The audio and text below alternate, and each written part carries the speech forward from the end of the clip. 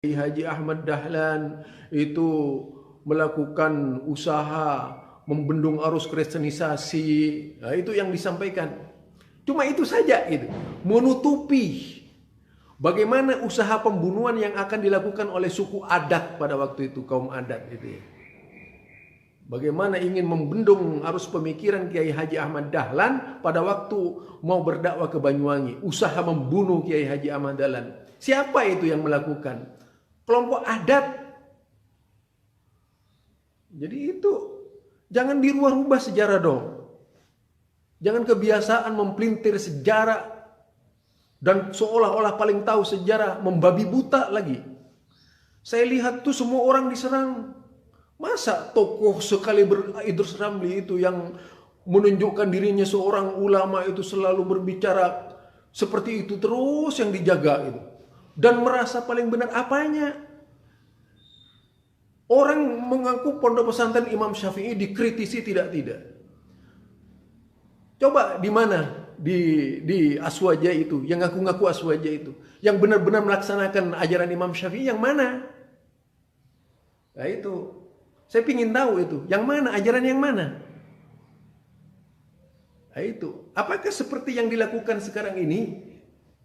Yang disandarkan oleh Idrus Ramli itu seperti tahlilan, seperti tawassul, seperti istighosa. Itu Aswaja dengan gaya yang dibuat-buat seperti itu, dengan format yang dibentuk seperti itu, dengan acara-acara yang ada seperti itu. Coba siapa itu yang mengajarkan? Imam Syafi'i yang mana? Kitab yang mana mengajarkan seperti itu? Dengan pakai runtunan mulai dari awal sampai akhir salam itu, terakhir pakai doa dan sebagainya. Ajaran Imam Syafi'i yang mana? Saya bukan ingin membela Ali Musri ya, tapi memang ucapannya benar. Ini yang dibahas, kalau tidak Muhammadiyah yang dihantam Salafi, kalau tidak Salafi Muhammadiyah. Dan seenak perutnya itu menuduh orang-orang sesudah Kiai Haji Ahmad Dahlan Wahabi. Luar biasa itu tuduhannya itu. Kenapa tidak berani berhadapan dengan PP Muhammadiyah? Ingin supaya terkenal gitu ya. Saya juga bisa berbicara seperti Idrus Ramli kalau cuma mau sama-sama orang Maduranya itu. Dulu saya itu pernah debat lewat diskusi di WhatsApp itu ya. Yang dimajukan itu oleh Idrus Ramli itu muridnya. Lah langsung muridnya itu bilangin saya Wahabi. Nah, habis itu memblokir diri. Tuh, saya masih ingat. Idrus Ramlinya juga memblokir diri. Aduh, payah itu. Saya padahal ingin ngajak dialog gitu. Merasa dirinya diulamakan jadi seperti itu. Tidak mau melayani orang lewat WhatsApp, inginnya tampil debat di muka umum supaya terkenal. Wah, kebiasaannya. Dan dia selalu berbicara seperti itu. Di mana-mana, ada orang didatangi oleh saya kabur. Masa ulama begitu? Kayak pemburu saja gitu. Ini ya, kalau kita mau berbicara tentang Islam, marilah berbicara Islam itu berdasarkan referensi yang benar gitu. Tidaklah kemudian selalu mengedepankan hawa nafsu, menganggap golongannya sendiri benar, dan semua yang beraliran bertentangan dengan KH Idrus Ramli ini benar seluruhnya, yang lainnya salah gitu. Ini makin menjadi-jadi ini. Itu video diviralkan kemana-mana menyebut orang nggak ngerti, orang yang nggak tahu sejarah itu seolah-olah Idrus Ramli benar gitu. Jadi Idrus Ramli benar. Ini ucapan seorang mukmin loh, seorang muslim yang seharusnya memberikan pencerahan kepada umat, yang seharusnya menuntun umat, yang seharusnya umat dihadapi. Dan tidak membolak-balikkan sejarah orang lain. Kenapa tidak dikutip usaha pembunuhan yang akan dilakukan oleh kelompok adat itu waktu ingin berdakwah ke Bali, ke Banyuwangi, ketika memberantas TBC? Kenapa itu tidak disampaikan oleh Idrus Ramli? Itu ketidakjujurannya dia gitu. Nah itu. Jadi berusaha mempelintir sejarah. Nah ini. Janganlah membawa-bawa organisasi orang lain, menyebut Muhammadiyah itu Wahabi dan sebagainya. Anda mau disebut kuburiyun gitu. Jadi aswaja kuburiyun, apa mau seperti itu? Jadi jangan kemudian aswaja saya pelintir juga itu loh. Apa mau dikatakan asli warisan Jawa gitu. Nah itu, jadi kalau sudah nanti aswaja asli warisan Jawa, tentunya itulah yang tidak akan memberikan pencerahan kepada umat. Membenturkan antara umat dengan umat. Mengajak perang namanya itu, bukan mau berdakwah. Kalau orang mau berdakwah itu, tentunya bukan dengan bahasa-bahasa seperti itu. Belum pernah itu diucapkan oleh ulama-ulama dahulu kala. Tidak ada ulama seperti Idrus Ramli itu.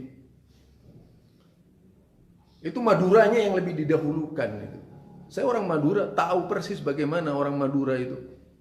Jadi kalau di Madura ini orangnya sikapnya keras misalnya, memang tidak semuanya. Tapi kalau sudah punya rasa kebencian kepada seseorang, itu yang ditunjukkan, kebencian gitu. Nah itu, jadi sekarang mau beragama harus menggunakan literatur yang benar. Oh ini semua pengurus Muhammadiyah sesudah Kiai Haji Ahmad Dahlan semuanya Wahabi. Ada Wahabi ini, Wahabi ini, Wahabi. Astagfirullah. Jadi seluruh umat Islam yang nggak cocok dengan Idrus Ramli itu disebut Wahabi. Itu hati-hati itu. Semua umat Islam yang tidak sesuai dengan ajarannya Idrus Ramli itu Wahabi. Kalau sesuai dengan Idrus Ramli itu Wahab, itu aswaja. Nggak ngerti definisi aswaja yang mana itu saya itu. Jadi kalau cuma mau melintir-pelintir sejarah seperti itu bisa saya. Baca sejarah secara seksama, datangi itu perpustakaan Muhammadiyah, baca di situ, datangi ke PP Muhammadiyah, tanya perpustakaan Muhammadiyah itu di mana, bagaimana perjuangan Kiai Haji Ahmad Dahlan. Tidaklah kemudian membawa berita-berita yang tidak pantas didengar itu oleh umat. Seolah-olah seluruh ulama sesudah Kiai Haji Ahmad Dahlan itu adalah Wahabi. Itu kan luar biasa apa yang disampaikan oleh Idrus Ramli. Itu saudara. Jadi apa yang disampaikan oleh beliau ini memang bukan tujuannya berdakwah, ingin memecah belah umat. Lah saya justru sekarang yang dituju memecah belah umat. Nah sekarang ini menciptakan kerenggangan antara Muhammadiyah dan NU, membenturkan Muhammadiyah dan NU. Itu tujuan dari Idrus Ramli itu. Dengan menerangkan seperti itu tanpa melihat sejarah. Siapa sebenarnya pemecah belah itu? Beliau. Sebetulnya sedekat Muhammadiyah cuma berbicara bid'ah. Kenapa yang marah? Tidak pernah menyinggung-nyinggung orang NU loh.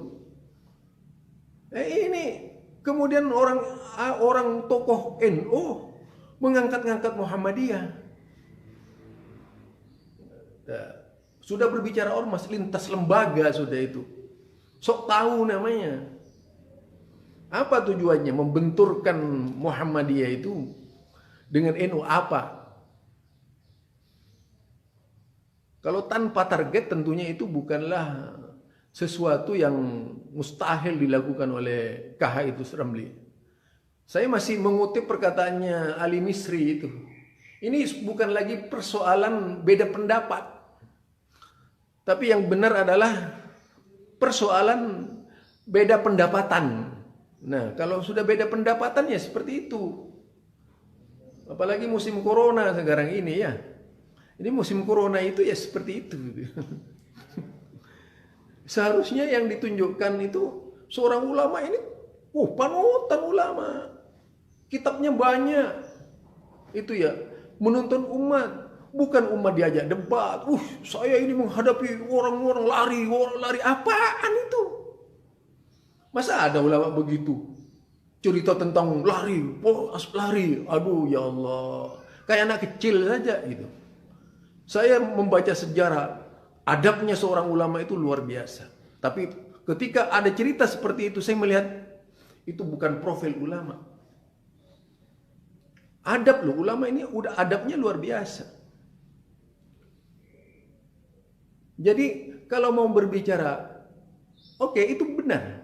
Kiai Haji Ahmad Dahlan, beliau itu sampai menjual rumahnya sendiri di dalam usaha menegakkan anti TBC itu. Dan yang memburu Kiai Haji Ahmad Dahlan itu ketika beliau ke Banyuwangi, itu bukan orang-orang Kristen, orang Muslim yang berwawasan Jawa. Buka sejarah itu, yang masih terkelompok adat, kemudian membakar musola Kiai Haji Ahmad Dahlan.